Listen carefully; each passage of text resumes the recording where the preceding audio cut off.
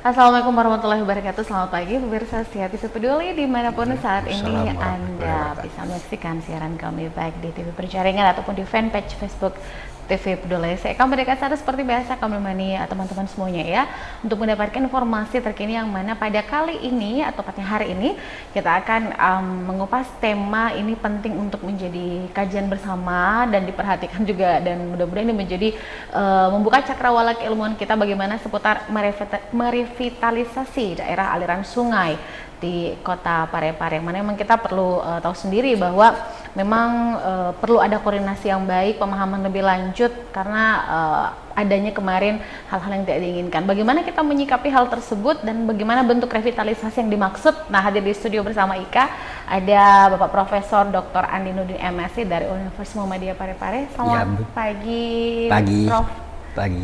Sehat? Sehat, alhamdulillah. Alhamdulillah. Baik dok, Pak Dokter, Pak Prof tepatnya ya.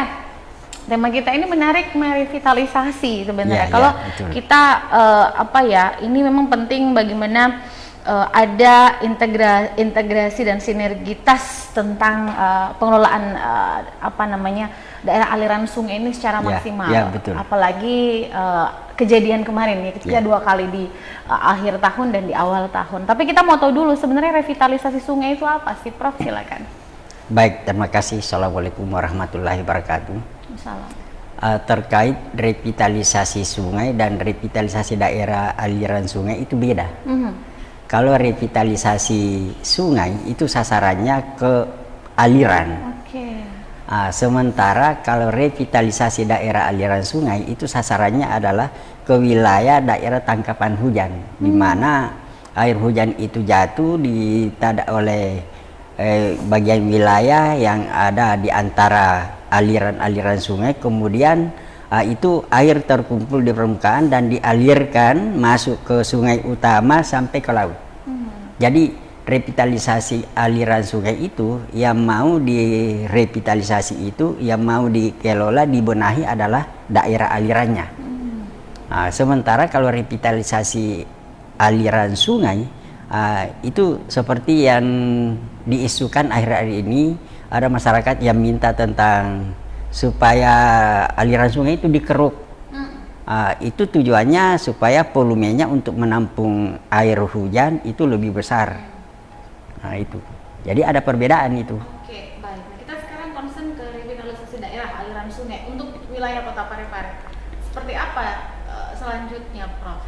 Jadi yang pertama kita harus pahami dulu bahwa daerah administratif Kota Parepare ini, wilayah administratif Kota Parepare ini itu terdiri dari daerah aliran sungai Karajaya.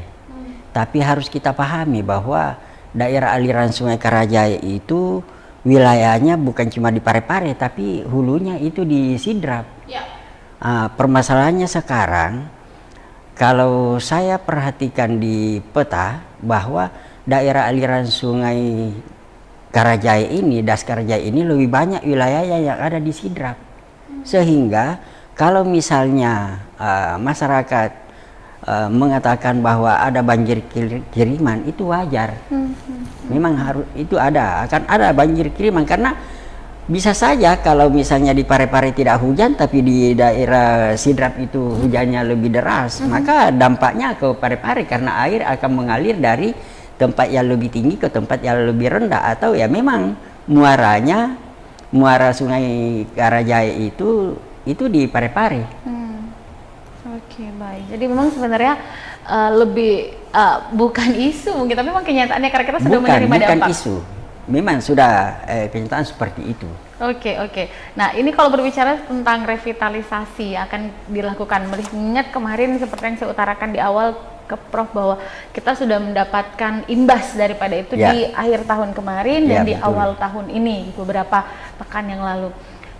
Apa yang mesti kita lakukan sebenarnya? Ini kan sudah ada permasalahan yang muncul. Untuk apakah pencegahan kah atau mungkin langsung tindakan preventif kah atau gimana sebenarnya? Jadi kalau saya melihat begini, ini Das Karajaya adalah kalau kita lihat dari pola alirannya, dia lebih condong lebih mengarah ke das yang polanya melebar dan anak-anak sungainya itu pendek, sehingga pada saat terjadi hujan itu cepat sampai ke aliran utama. Sementara yang aliran utamanya itu di pare-pare semua, yang ada di Sidrap itu cuma anak-anak sungai. Nah sekarang dalam kondisi seperti itu yang harus dibenahi memang bukan cuma di Sidrap, bukan cuma di Pare-Pare, tapi di Sidrap juga. Nah di sini dalam hal ini ada dua pemerintah, jadi pemerintah Kota Pare-Pare dan Sidrap itu semestinya duduk sama-sama dan difasilitasi oleh tingkat provinsi, karena Das Karajaya walaupun kita katakan bahwa das kecil, dia termasuk das kecil, tapi dia itu das regional. Nah untuk merevitalisasi, salah satu diantaranya adalah bagi yang kan di Pare-Pare itu kalau orang bicara tentang alih fungsi lahan itu tidak bisa dihindari, karena ya namanya saja kota. Orang bergerak dari luar kota untuk masuk Pare-Pare dan tinggal itu butuh hunian, ya, jadi butuh itu perumahan. Kita garis bawahi dulu, alih fungsi lahan tidak bisa dihindari. Alih fungsi lahan tidak bisa dihindari. Dan alih fungsi lahan itu alih fungsi lahan dari hutan, dari belukar, dari kebun, dari sawah itu menjadi perumahan. Nah sekarang salah satu cara merevitalisasi itu supaya dampak terhadap banjir itu bisa diperkecil, maka saya mengatakan bahwa kita ini masyarakat Pare-Pare harus lebih berakhlak terhadap alam. Bersahabat dengan alam. Bersahabat. Saya istilahkan bahwa akhlak kita terhadap alam itu harus ditingkatkan. Yang mana itu? Misalnya satu diantaranya jadi perumahan. Saya lihat masyarakat di Pare-Pare itu karena dia lihat, apalagi yang tinggal di perumahan, lahannya sempit, masih ada lahan terbuka di luar bangunan itu, istilahnya ada pekarangan. Tapi pekarangannya itu sekali di semen, di tembok, atau ditutup dengan paving block. Nah itu dalam kondisi seperti itu berarti kita memperkecil resapan air. Artinya peluang air untuk meresap ke dalam tanah itu semakin kecil. Nah kalau air yang meresap ke dalam tanah semakin kecil, berarti aliran permukaan, limpasan permukaan itu semakin besar. Itu kan yang menjadi biang utama penyebab banjir. Nah, di situ. Jadi kalau saya memang ini untuk jangka panjang memang harus kita tangani secara jangka panjang. Artinya tidak bisa kita melihat bahwa sekarang ini, karena kalau saya lihat ini dengan perubahan iklim, frekuensi hujan bertambah 3 tahun terakhir ini di Pare-Pare sepertinya tidak jelas musim kemaraunya itu bulan berapa. Hujan terus. Nah berarti kalau ini proses hujan terus menerus, berarti tanah itu selalu dalam kondisi jenuh air. Nah kalau tanah dalam kondisi jenuh air, daya resapannya semakin berkurang. Diperparah lagi dengan perilaku masyarakat dalam hal pengelolaan tanah pekarangan seperti itu tadi. Jadi peluang untuk jadi banjir semakin besar. Nah kita berbicara untuk ke depan, kalau ini tidak disiasati baik, maka ke depan itu akan semakin parah. Karena ini perumahan di Pare-Pare bertambah terus. Yang dulunya lahan kosong, yang dulunya kebun, yang dulunya belukar, sekarang jadi perumahan. Itu akan memperkecil aliran infiltrasi. Kemudian selain langkah-langkah seperti itu, ada sesuatu sebenarnya di Pare-Pare itu yang, tapi ini kan harus didukung oleh kebijakan dari pemerintah daerah.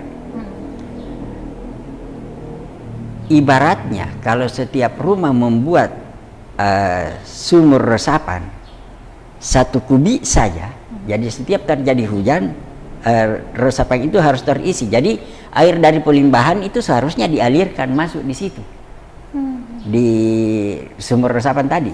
Nah sumur resapan ini akan menampung air dan dia akan meresapkan ke dalam tanah. Artinya infiltrasi akan terjadi. Jadi pada saat hujan itu tidak semua air tumpah masuk ke sungai utama, masuk dimuarahkan ke laut, sehingga kita bisa memperkecil kemungkinan terjadinya banjir. Nah memang kalau kita menghitung secara perorangan, misalnya kalau saya saja di rumah membuat seperti itu, tentu tidak ada artinya. Tapi coba kalau misalnya semua berapa unit rumah di Parepare, semua rumah tangga itu punya bangunan, apakah itu kantor, apakah itu gudang, industri, perumahan, membuat seperti itu bisa dibayangkan. Kalau satu unit rumah saja, satu bangunan saja bisa menampung air pada saat terjadi hujan, misalnya kalau itu terisi penuh 1 kubik, itu berapa air yang bisa diselamatkan. Nah, persoalannya adalah memang ini kita harus kerja sama yang baik antara pemerintah, semua instansi yang terkait dengan itu, dan kita memang harus memiliki kepedulian yang lebih tinggi. Karena kalau kita menghitung secara perorangan, tentu kita bilang bahwa itu tidak ada artinya. Nah, itu juga merupakan salah satu langkah yang masuk tercover dalam hubungannya dengan apa yang tema pembicaraan kita tentang revitalisasi daerah aliran sungai. Kemudian itu tadi kita berbicara dalam hubungannya dengan pemukiman. Nah, bagaimana dengan daerah yang masih kosong? Misalnya kebun, misalnya lah. Sekarang ini di Parepare saya lihat yang memperparah, karena di daerah tangkapan hujan di wilayah Das Karajai ini semakin berkembang kegiatan usaha tani jagung. Nah, kita pahami bahwa sebenarnya kalau dibandingkan dengan pada waktu sebelumnya itu hutan atau sebelumnya itu semak belukar, kemudian disulap menjadi lahan jagung, itu peluang untuk terjadinya aliran permukaan semakin besar.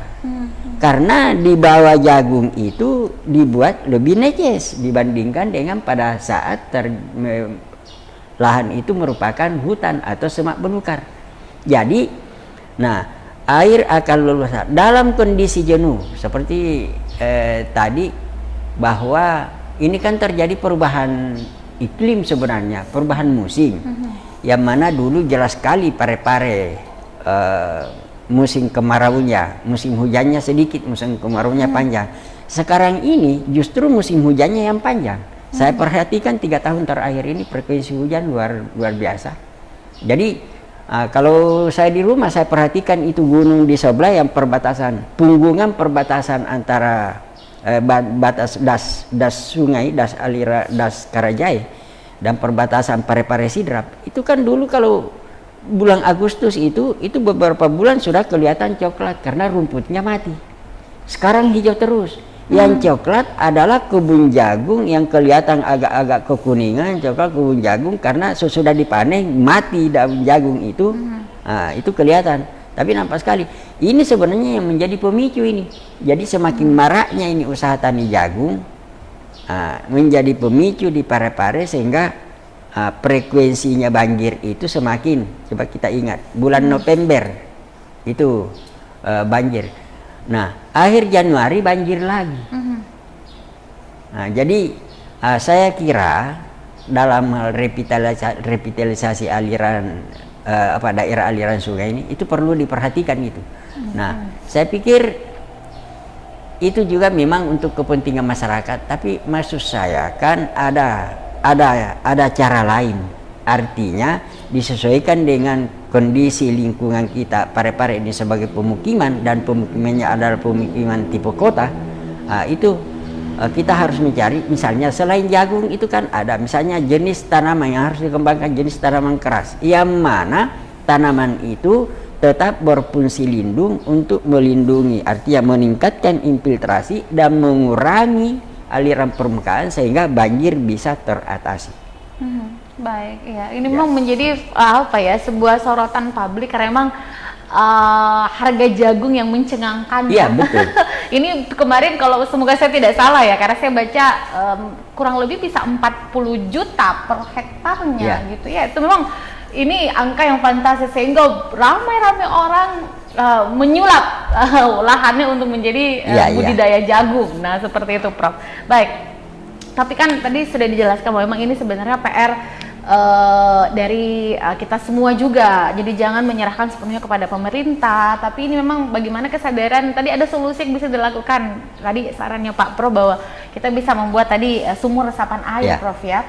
Nah ini mungkin pemirsa tahu bagaimana mekanisme pembuatannya itu, Prof. Maksudnya kalau sekarang apalagi kalau misalnya tadi di garis bawahi bahwa bukan cuma pemukiman atau rumah masyarakat, tapi juga oleh mulai dari kantor-kantor, tempat sarana publik dan lain-lain. Itu bagaimana sih sebenarnya pembuatannya, dan kalau estimasi budget itu kan pasti kesini lagi tuh, Prof. Silakan, Prof. Jadi begini, kalau saya ngomong tentang itu di hadapan mahasiswa, dia akan mengatakan bahwa para pemukim di kota itu kesulitan lahan.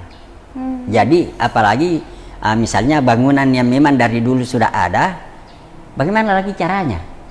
Sementara rumahnya pekarangannya katakanlah misalnya 10 kali 20, atau ada juga yang cuma 6 kali 12. Itu kan jadi bangunan semua. Ini juga memang jadi masalah karena kita di Parepare ini kenapa? Kalau masih ada lahan kita sebelah kiri kosong, sebelah kanan kosong, di depan masih ada kosong, di belakang masih ada kosong, itu dibangun semua.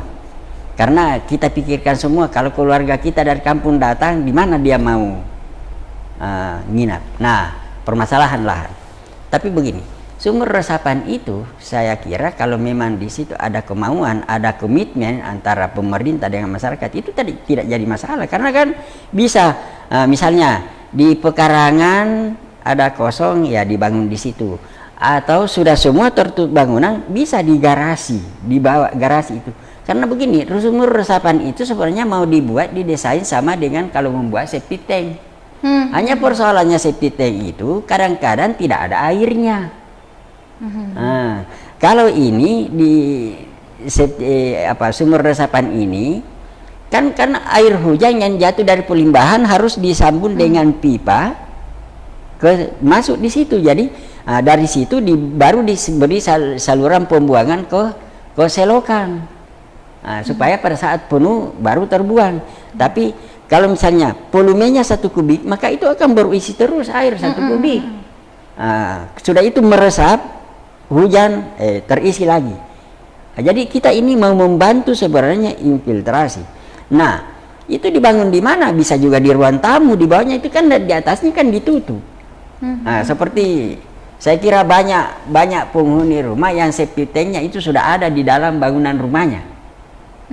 Hanya harus didesain, kalau septic tank seperti itu harus didesain bagaimana supaya, karena kesulitan untuk menyedot itu, jadi harus didesain bagaimana supaya tidak bisa penuh.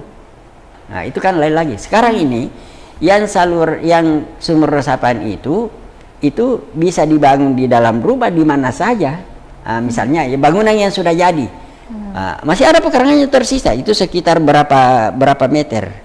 Nah di situ dibangun, sesudah itu ditutup. Jadi desainnya itu dindingnya harus dibuat sedemikian rupa supaya tidak longsor, dasarnya dibiarkan terbuka, jangan ditutup dengan semen supaya bisa air meresap. Kemudian bagian atasnya harus dicor supaya tidak runtuh ke bawah. Jadi biar dalam rumah jadi. Iya betul. Seperti itu maksudnya. Kemudian yang kedua, ini kan bisa bagi penghuni warga Parepare kan. Perkantoran, bangunan industri, gudang, macam-macam itu ya, air yang dari pelimbahan ya mengalir semua ke situ. Nah ini harus disesuaikan ya, semakin besar bangunan, semakin besar areal tempat yang karena kan masing-masing lahan itu kan mana ada air hujan itu. Semakin besar ya semakin besar juga volumenya sumur resapan itu. Selain itu untuk di jalanan, jadi kan jalanan kan di aspal, bahkan di beton, itu infiltrasinya bisa 0. Nah bisa dibayangkan berapa air yang bisa tertahan, ya itu saja kira-kira berapa luasnya jalanan di Parepare. Nah di selokan itu bisa dibuat yang istilahnya kalau ada dikembangkan oleh IPB itu tentang biopori. Jadi biopori ini kan tanah dibor sampai kedalaman sekitar 1 meter. Kemudian mulut lubang itu dibuat sedemikian rupa supaya tidak longsor. Jadi lubangnya itu kelihatan dari atas itu tetap. Nah, itu ditempati untuk membuang sampah-sampah organik. Jadi dipaksa turun sampai dia penuh. Nah, ini kan bakteri akan bekerja di situ. Kalau misalnya sampah itu sudah diperkirakan sudah lapuk, ambil kembali dibor naik, bisa jadi kompos. Itu bisa dipraktekkan misalnya di selokan para penghuni yang di depan rumahnya, di dasar selokan itu. Kemudian selokan atau drainase yang ada di pinggir kiri kanan jalan, itu bisa dibuat seperti itu. Misalnya jarak-jarak 1 meter. Ya memang itu membutuhkan, kalau itu kita pikirkan, ya itu tentu butuh biaya. Tapi memang seharusnya harus memang keluar biaya kalau kita mau mengantisipasi bagaimana kejadian banjir ke depan. Karena kalau tidak ada upaya, ya tentu sepanjang itu masyarakat itu asal hujan was-was lagi, hujan was-was lagi. Jadi bagaimana bisa ada keterangan? Bahkan sudah sekarang ini ada penghuni rumah yang sudah tidak mau lagi kembali ke rumahnya. Dan ya memang berisiko, memang di sini aliran permukaan aliran air limpasan permukaan tidak sama misalnya di Makassar. Makassar itu kan menggenang. Ya. Tapi di Parepare pada saat hujan terjadi misalnya seperti kejadian baru-baru. Ya. Antara maghrib sampai isya. Setelah isya habis air, tapi alirannya deras bukan main. Sampai motor bahkan mobil ada yang betul-betul di bawah air mengalir. Betul. Nah, ini sudah ada korban. Jadi sebenarnya bukan perkara main-main ini di Parepare. Hanya ya saya mengatakan bahwa tidak seharusnya kita salah menyalahkan. Ada yang menyalahkan pemerintah, ada yang menyalahkan karena tidak diamdal. Padahal itu amdal bukan untuk begitu diamdal lalu selesai persoalan. Itu amdal itu cuma tuntunan bahwa pengelolaan selanjutnya akan kita ikuti arahan dalam amdal itu. Misalnya minimal sekali dalam 6 bulan itu harus dilakukan kontrol. Nah, ini di Parepare misalnya para pengembang, kalau selesai misalnya dia bangun, selesai dia jual, tinggal proses penyicilannya ini para penghuni berjalan, dianggap bahwa ya selesai, ini tanggung jawab saya. Padahal tidak seperti itu. Tidak seperti itu. Jadi dia harus melakukan kontrol terus menerus. Ini yang tidak dilakukan. Sehingga ya walaupun misalnya di AMDAL atau ada kajian lain, ya karena kalau perumahan developer atau pengembang seperti kelas di Parepare itu kan dengan luasan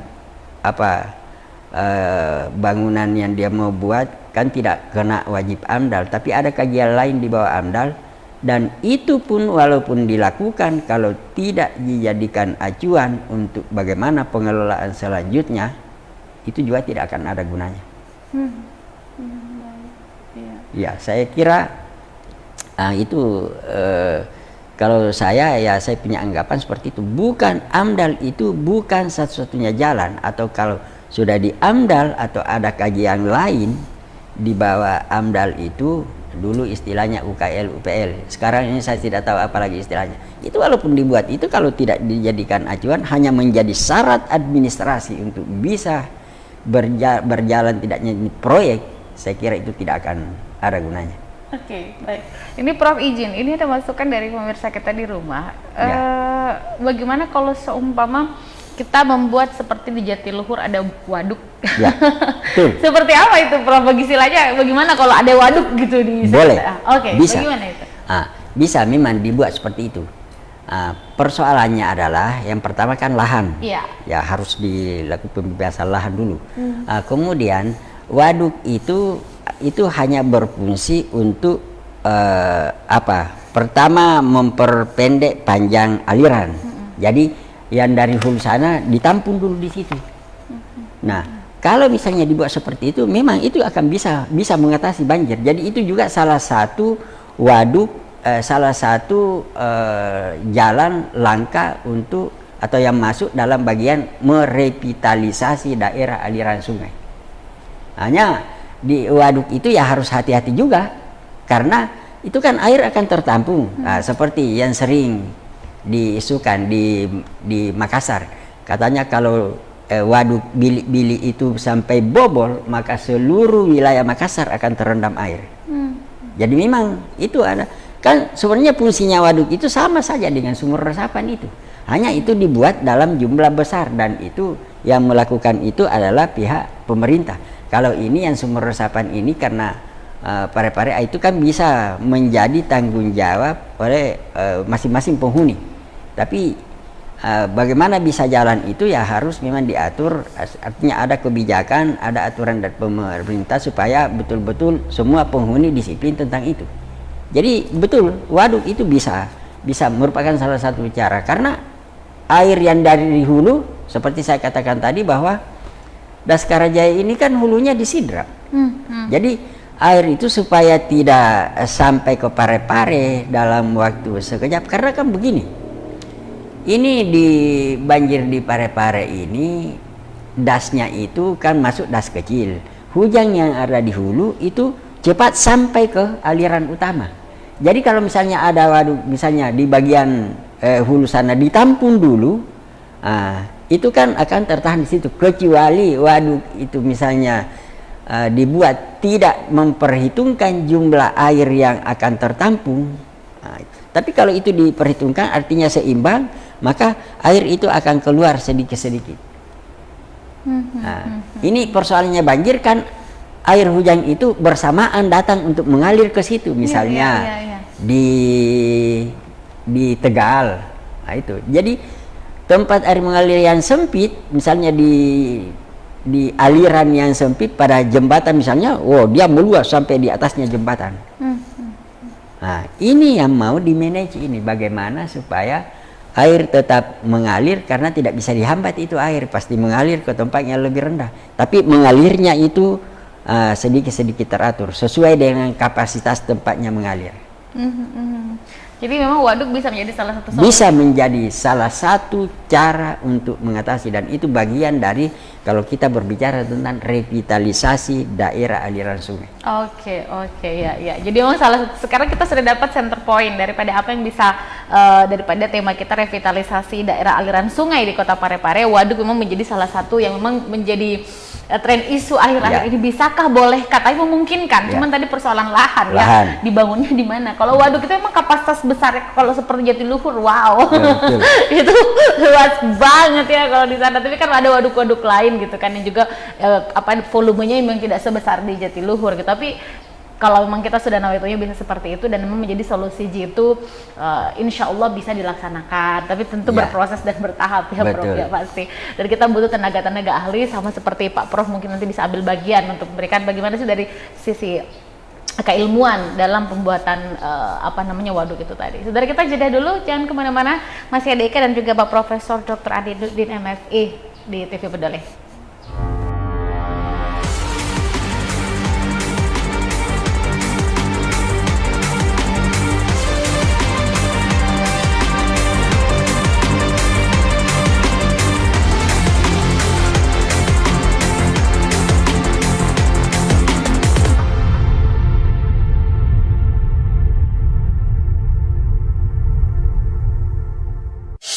Telah hadir di kota B.J. Habibie, pusat jajanan dan oleh-oleh khas Pare-Pare.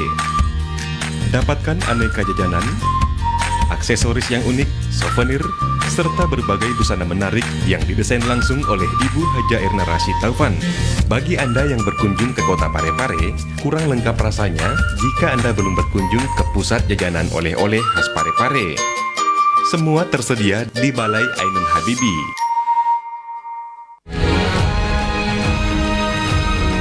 Assalamualaikum warahmatullahi wabarakatuh. Saya Harmanikam, Suradi Sugierto, saya Trianti Sulaiman, saya Uswatun Hasanah, hadir di layar televisi Anda dengan suguhan informasi yang telah dirangkum tim redaksi kami.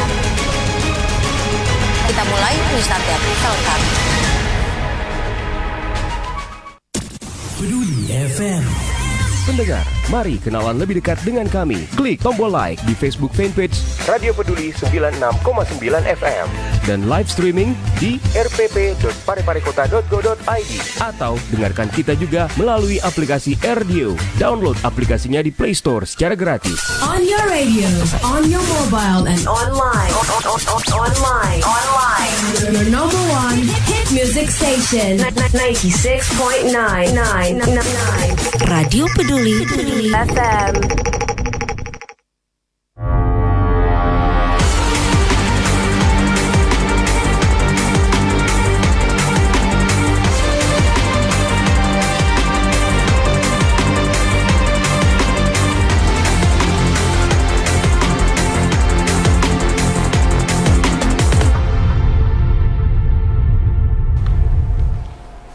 Baik, saudara masih bersama kami dan khususnya di sini merevitalisasi daerah aliran sungai di Kota Parepare. Dan tadi kita sudah membahas tentang waduk dan tadi juga dari sisi keilmuan seperti apa. Nah, di jedah tadi saya sempat ngobrol-ngobrol ringan nih bersama Pak Profesor gitu kan.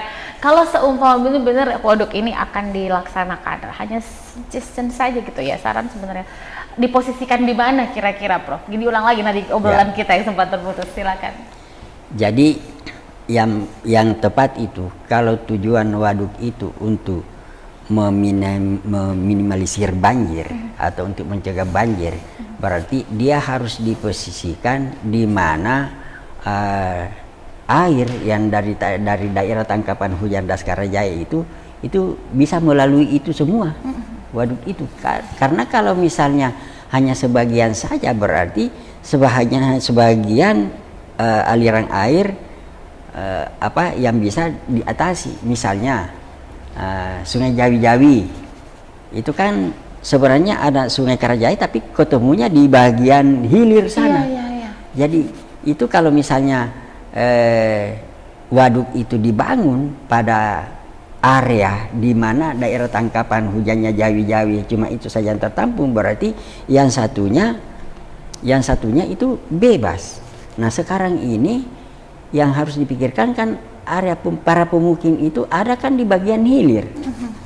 Jadi harus di bagian, ya itu tepatnya di sekitar area perbatasan Sidrap dengan Parepare.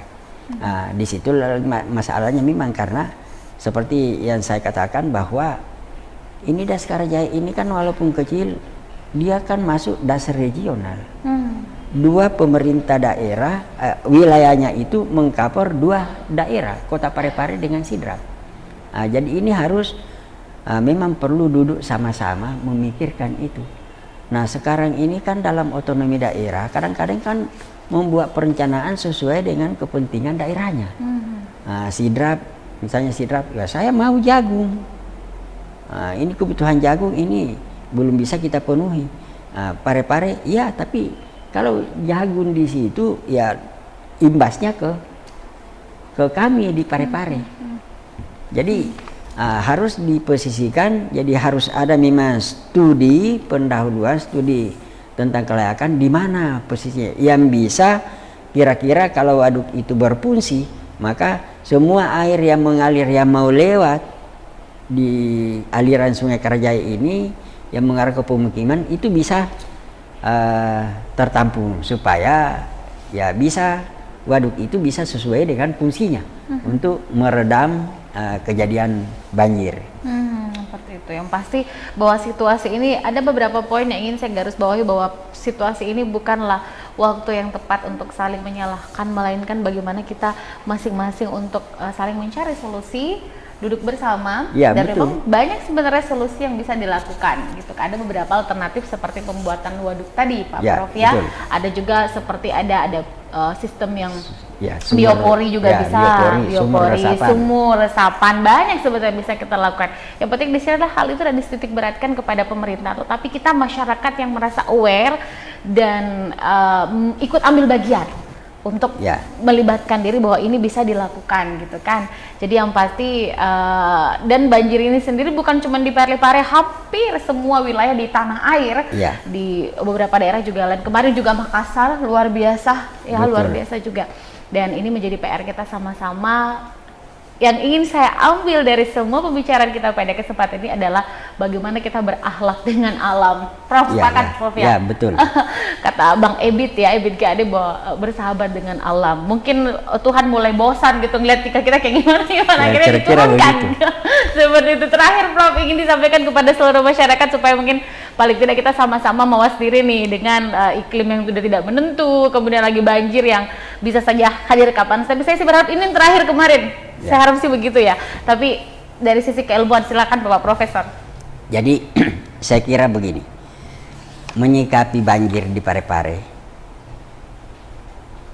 yang penting adalah kita tidak perlu artinya saling mencari siapa yang salah, mencari kambing hitam. Misalnya masyarakat menyalahkan pemerintah karena begini, artinya proses itu berjalan walaupun memang terjadi penyimpangan, proses pembangunan itu berjalan, tapi kan apa yang berjalan selama ini kan berdasarkan data curah hujan yang lalu, bahwa memang Parepare itu kemaraunya yang panjang, curah hujannya sedikit. Nah, sekarang ini 3 tahun terakhir memang berubah itu situasi, curah hujan banyak, sementara kemarau berkurang. Saya perhatikan seperti saya bilang tadi bahwa 3 tahun terakhir ini saya perhatikan memang banyak sekali perubahan, sehingga apa yang dilakukan selama ini bukan berarti misal terkait dengan kanal drainase itu ada tapi tidak sesuai dengan kapasitas. Karena itu ke depan tentu hal seperti itu kita tidak mau kalau terus-menerus seperti itu. Kita mau membuat Parepare ini, pemerintah misalnya harus bagaimana memikirkan masyarakatnya supaya ada ketenteraman.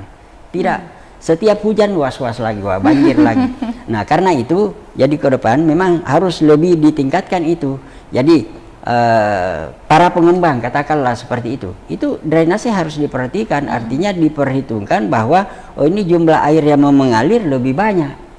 Nah, kemudian tempat-tempat yang memang tidak layak untuk pemukiman, misalnya di daerah bantaran sungai yang lebih sempit, itu jangan dijadikan bangunan, apalagi bangunan perumahan. Karena saya pikir ya dulu di Tegal itu kan tidak pernah jadi masalah banjir, bukan karena pada waktu itu tidak ada orang. Memang walaupun terjadi genangan ya sebatas genangan yang normal, misalnya memang di situ daerah persawahan sebagian. Jadi kalau ada air kan wajar. Nah, sekarang ini kan dijadikan pemukiman, jadi pemukiman ya tentu cekungan, daerah cekungan, kantong-kantong air itu kan mesti ditutup dulu.